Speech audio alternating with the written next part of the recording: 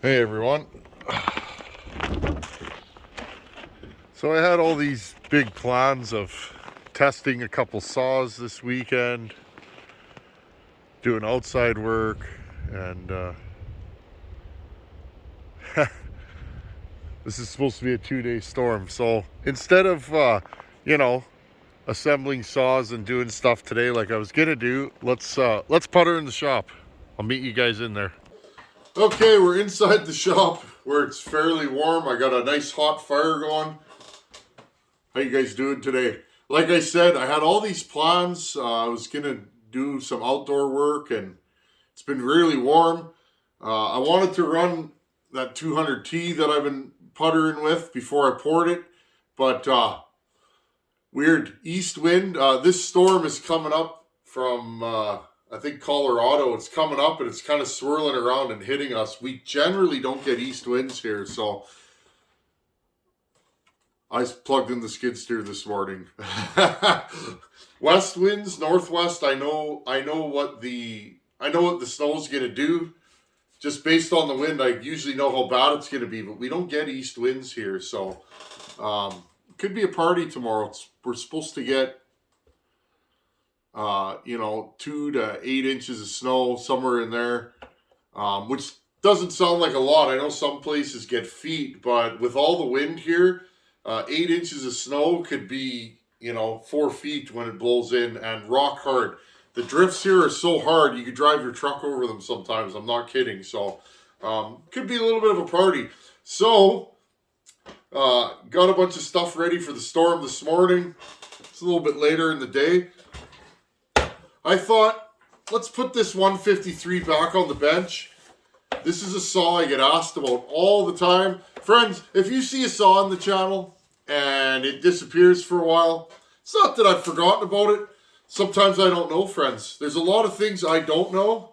And this saw here, if you guys go back, maybe I'll put a little link right here, somewhere in the video or even right now. This saw came to me, I believe it was from Nate Olmstead. He sent this saw. It was actually quite the debacle for it to get here. It kind of disappeared in the mail. And anyhow, long story short, he sent this saw. I believe his buddy gave it to him. It's been sitting under a bench forever. And this saw had no spark when I got it. So I did a little reading and research, talked to a few guys. And apparently, sometimes, not always, you can make these spark with one of those ignition chips, the kind that you use to bypass points and condenser. So I put one of those chips in, voila, I got wicked spark, and I thought, oh, this thing's gonna run. I rebuilt the carb. Well, friends, this thing doesn't start. It'll pop once in a while, but it seems like the timing's way off on the ignition. I don't have a timing light, friends, and this type of ignition, it's got magnets all the way around, or it appears to. It's not really easy to guess where the ignition's going to fire. On a normal saw, you can kind of, line the magnets up with the coil and guess where it's going to fire.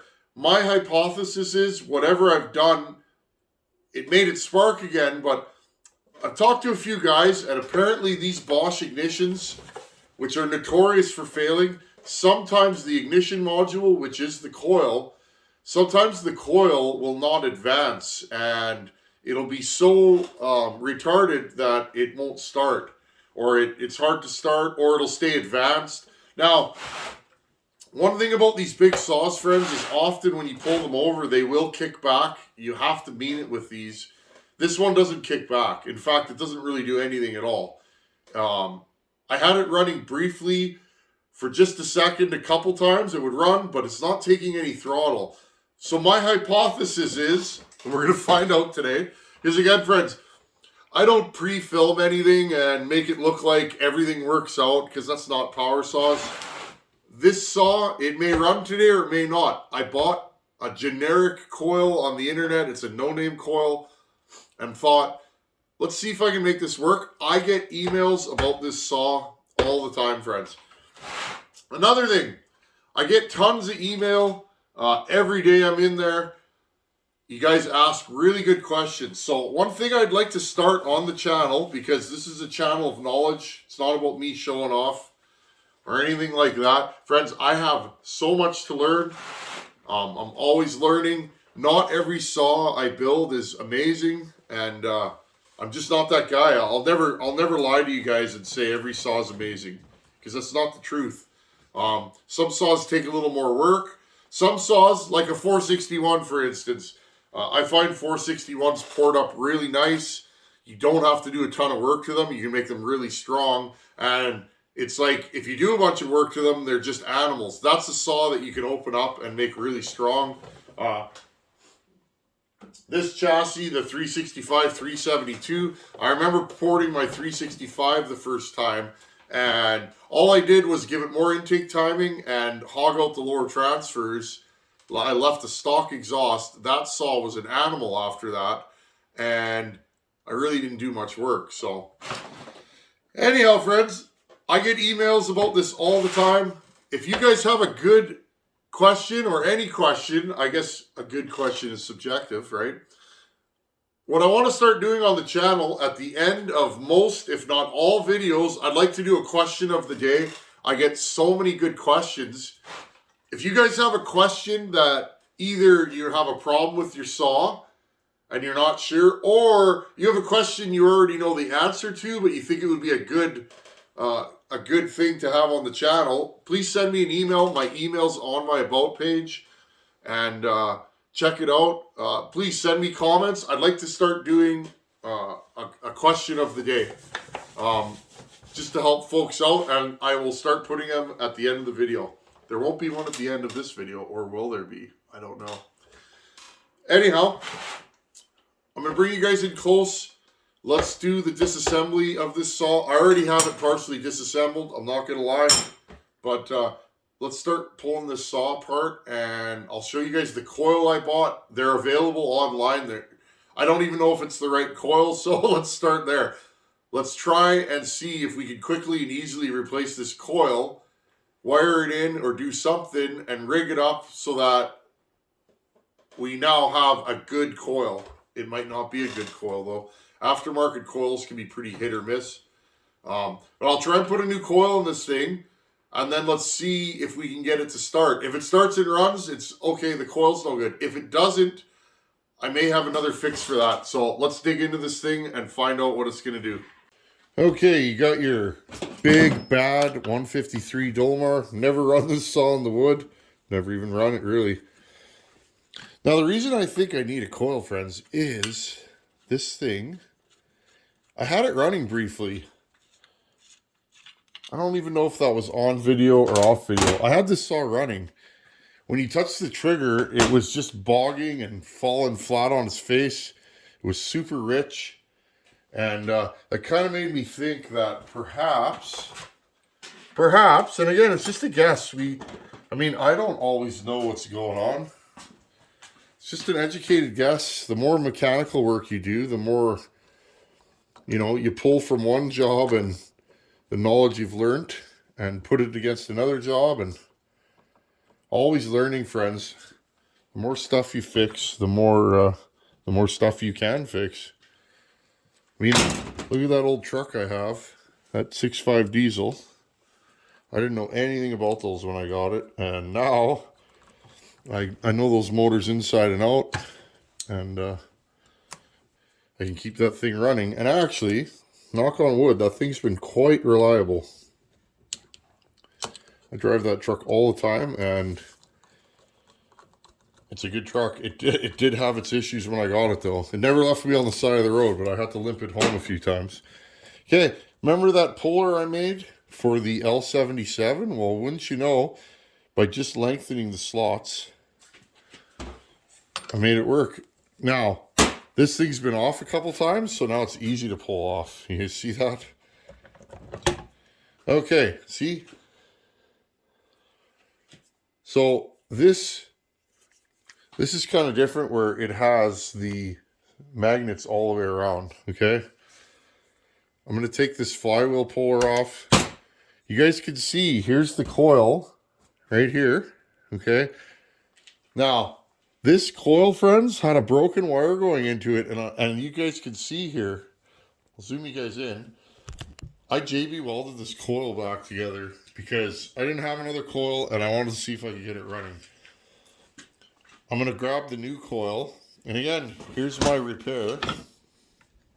That's an ignition module. They call them a Nova, Oregon. You can buy them online. This will replace points in a condenser. I had to grind this one down here to make it not rub. A lot of guys cut this all off, and maybe I should have done that because I probably could have put this over. Now, another thing with this, if you guys notice, I'm going to zoom you guys back a little bit. There you go. There's a slot here and a slot here. This is like a distributor on a car. You can advance and retard it. Well, I've had it in both directions. I marked my timing number, or my timing mark right here.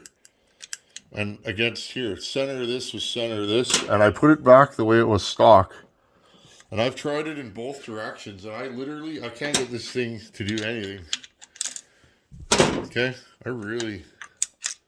To the fellow that sent me this, I drop things a lot. And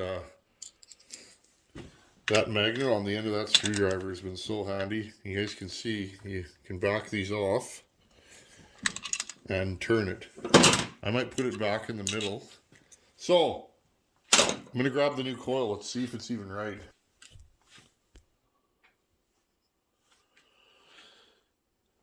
Bought this online. It was pretty cheap. There's the numbers on it. And look at that. Now it looks the same. Whether it is the same or is even going to work, we won't know. So I'm going to undo these two screws. I hope I don't have to take the handle off to rewire it. I can't remember. But let's see if we can get this thing running. Sometimes we learn by trial and error, right? My problem is I only have so much time, right? There's only so much time in a week with work and newborn baby. Well, I guess she's 6 months now, but you know, trying to fill in. It's only so many hours in a week to play with saws. And this thing was eating up a lot of time, and I wasn't really getting anywhere with it. So I thought, I'll put it on the shelf and okay. So there is literally no wiring to this. Okay, so what I'm going to do, friends, probably off camera, I'm going to fumble with this. I'm not sure where this wire goes. I think if I remember correctly, oh, see, it's underneath. Okay, I got you. So I'm going to have to splice. Hope you guys can see this. That wire comes off the bottom. I'm going to have to splice that wire to this wire. How does this go? Yeah, so I'm going to have to splice. That's what happened, friends. This wire was broken. So I have to splice this wire to this wire. It's the ground that shuts this thing off, I believe. So I'll do that off camera.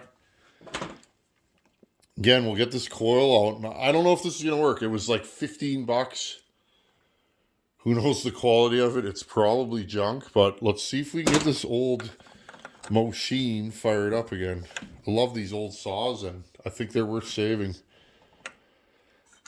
And then maybe I don't know, we might turn this back to where it was, because again, I did mark the timing. I'll hit you guys back up when I got something to show you.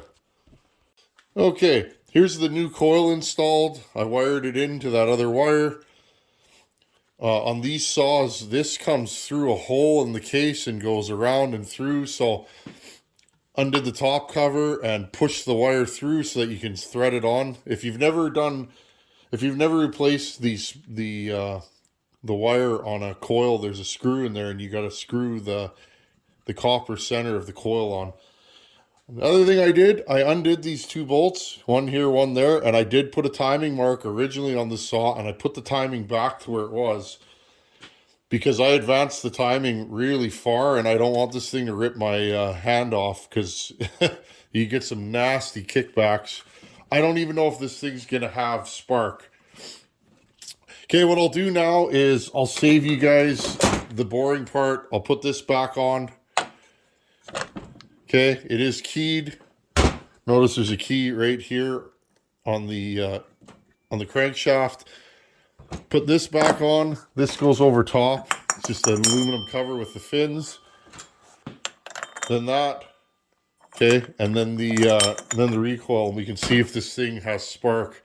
I got to undo these 3 screws. Those are the same screws that hold all this together.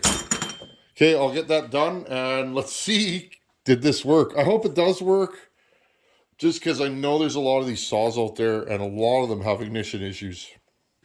Okay, zoomed in on the spark plug here. Do we have spark?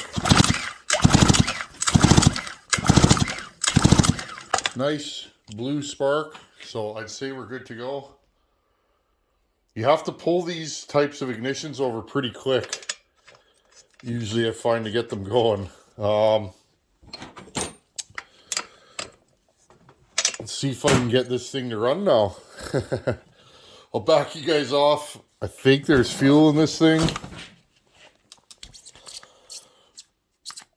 Somebody sent me a new set of caps, and I think they're going to end up on this saw. Full tank of gas. I was expecting this thing to run, obviously. Okay, I'll back you guys up. Let's see if we can get this thing to fire. I'm probably going to dribble some fuel in there. I still am battling a little bit of a shoulder injury, and I got something going on with my right forearm right now. Hard to pull over saws like this for me, but I'm going to do it. Okay, I dumped a bunch of fuel down the carb. This thing should pop on the first or second pull, I hope.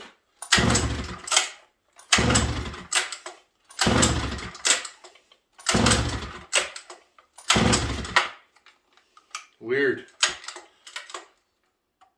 Kill switch is on.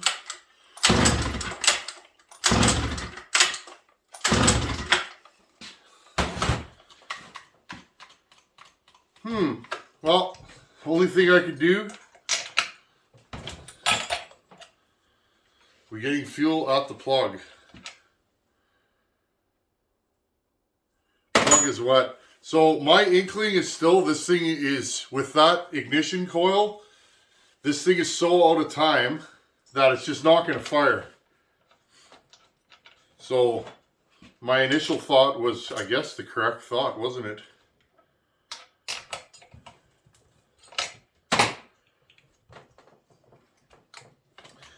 Now remember, you need fuel, compression, and spark for an internal combustion engine to start. The problem with this one, we have all 3 of those things, but we don't have spark at the right time. My timing is clearly, I think it's firing late is what I think's going on. So it's not even popping. If it fired early, it should pop and kick back.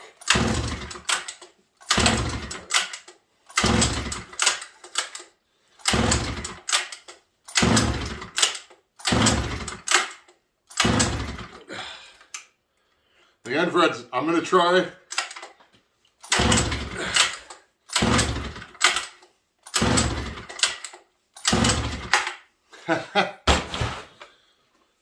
Well, I guess it's not the coil. Back to the drawing board.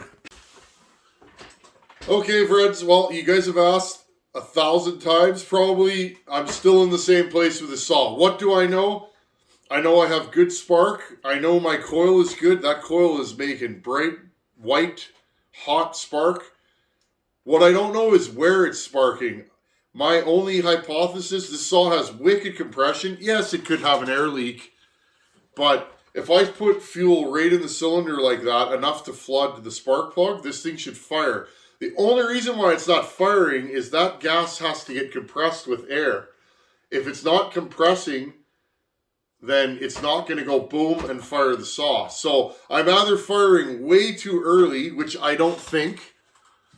I guess if you're firing way too early in the stroke, it would do nothing. If you're firing too early, but you're getting to the verge of where you should be, but you're a little early, that's when it's going to fire, when the piston's not far enough up, and it's going to come down, and that's when you rip the recoil out of your hand.